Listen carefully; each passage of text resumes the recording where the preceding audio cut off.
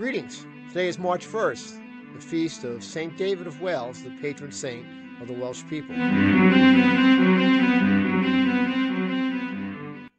bringing that to your attention because I think we can learn from St. David a good many things that could help us on this Lenten journey and give us something to think about. St. David is to the Welsh people what St. Patrick is to the Irish.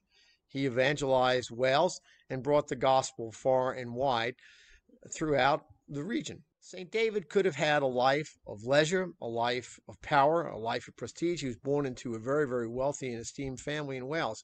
But no, he turned all that aside in his early 20s and became a monastic. So moved were people by his example and his commitment to them that he became the Archbishop of all of Wales. Not a bad way to go. But let's learn from St. David. He would only drink water. No ale, no beer, which they had in the monastery on certain occasions. He only committed to water. He felt it was pure and simple. We have clean water. That's not a problem for many of us. But how about for those who don't? One of the Lenten things we could undertake as a task in the spirit of St. David is to commit to a clean water project. Go online. There's plenty of water charities to bring water to those near and far in need.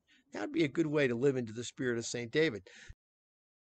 Secondly, in terms of David's call to simplicity, he was very simple about his diet. He simply had bread and vegetables. That was it.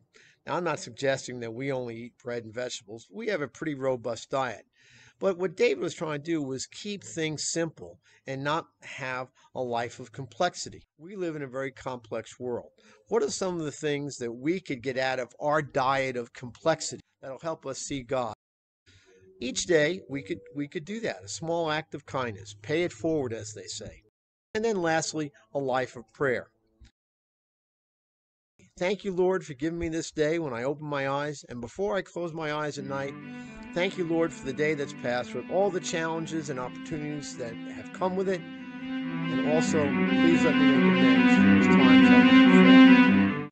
Those simple prayers, very short, very pointed, show what it means to live a life of grace in a complex world. In his final sermon on the day he died, David of Wales said these words. He said, number one, he said, always be joyful. Number two, be faithful in the Lord.